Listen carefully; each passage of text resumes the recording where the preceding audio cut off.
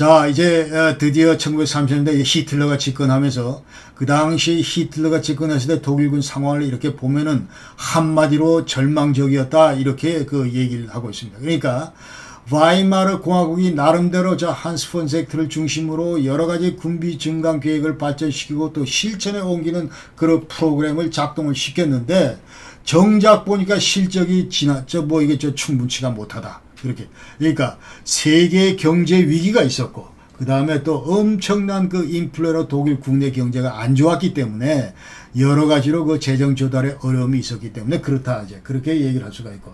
그래서 육군 같은 경우에 병력 장비 탄약이 절대적으로 부족하고 해군도 15,000명 장비 함정이 부족하고 공군은 약간의 민간 비행기 훈련기 정도만 있을 정도다.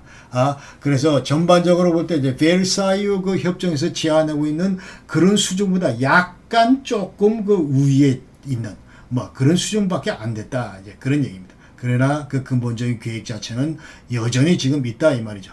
그러면서 이제 취임한 뒤에 그 다음 달에 이제 히틀러가 국방정책에서 언급하는데 내가 앞으로 유럽 무대에서 반드시 잃었던 정치 영향력을 회복하겠다 이렇게 얘기를 하고 그 다음에 내 머릿속의 최우선 순위는 자, 베르마흐트 우리 나치 군대를 창건하는 거다 이렇게 얘기를 했습니다.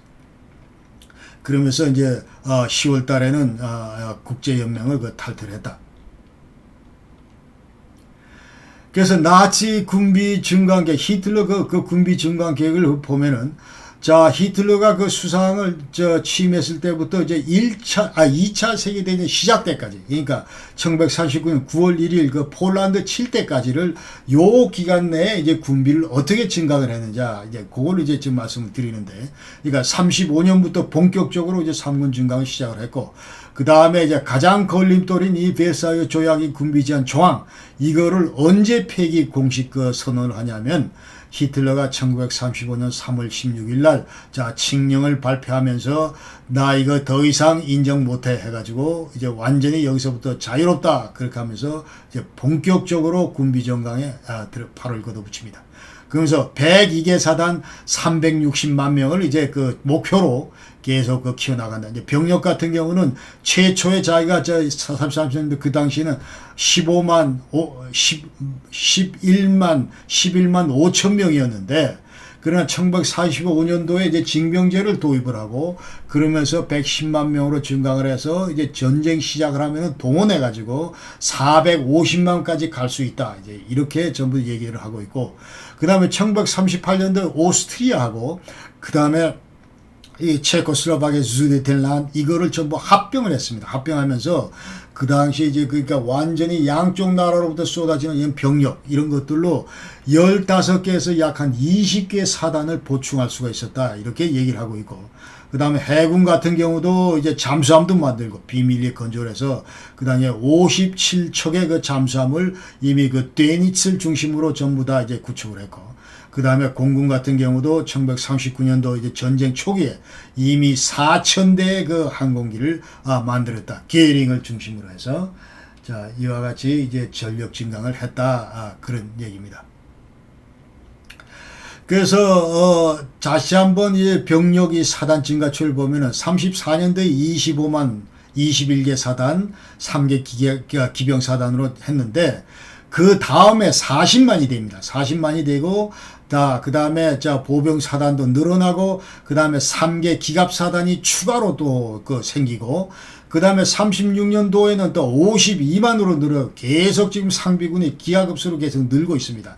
그 다음에 사단도 36개 사단으로 늘고 그 다음에 37년도 55만 명, 그 다음에 보병 4개 기계화 보병 사단으로 늘어가고, 그 다음에 3개 기갑 사단에 또 추가로 늘어가고, 그 다음에 38년도 57만, 39년도 이제 전쟁 발발 그 시점에서는 73만 명의 상비군을 지금 유지하게 된다. 히틀러 군대가. 그래서 전쟁 발발할 때 이제 당시 육군 규모를 보니까 총 52개 사단이다. 이제 계속 이제 동원은 이제 8월달 9월 1월 쳤으니까 7월달, 8월달, 9월달 계속 동원하는 거죠. 자, 동원하면서 35개 보병사단, 4개 기계화 보병, 6기갑사단, 3개 산악보병사단, 해서 52개 사단을 만들고 51개 동원사단도 만들고. 자, 그러니까 아까 제가 102개 사단을 한스 폰 젝트가 구상했다고 그러는데 히틀러는 실제로 자, 1939년도에 보니까 25년도에 102개 사단 만들어야 된다 얘기를 했는데, 자, 히틀러는 103개 사단을 만들었습니다. 그리고 육군 병력 370만 명이고, 공군 67만 7천, 해군 15만, 그래서 총 병력이 455만 6천 명이 자, 제2차 세계대전에 지금 현재 참여한다. 이렇게 얘기할 수 있습니다. 자, 그래서, 자, 그러나, 이제 전쟁이 다 끝나고, 자, 지금 돌이켜보면서 이제 군사 전문가들은, 자, 왜막 이 나치 군대 문제점이 도대체 뭔지, 자, 뭔가, 어차피 이제 전장에서 패배했는데, 자, 뭔가, 그래서 히틀러 군대 그 문제점, 이런 것들을 이제 군사 전문가들 얘기는 첫 번째는, 자, 히틀러가 계속 강조를, 병력 증강만 계속 강조를 했는데, 사실은 이게 장비 물자가 여기에 따라오지 못했다. 이제 그 얘기입니다. 그래서 히틀러는 브라이튼 루스tung 해서, 자, 폭넓게 지금 전부 다 이 군비를 증강했다. 이게 각종 무기체계 전부 다 무조건 많게 이렇게 했는데, 이것이 문제가 있었다. 이제 그런 얘기죠. 그 당시에 한스 폰 젝트는 이 브라이튼 루스tung 히틀러가 얘기할 때 나는 너하고 개념이 다르다 하면서 이 티펜 루스tung 해야 된다. 한스 폰 젝트는. 그러니까 꼭 필요한 무기 아주 집중적으로 이걸 정말 제대로 장기간 생산할 수 있도록 이런 생산 라인을 구비해야 된다. 이렇게 이제 한스 폰 젝트는 강조를 했다. 그 서로 이제 의견 차이가 있었다. 그런 얘기죠.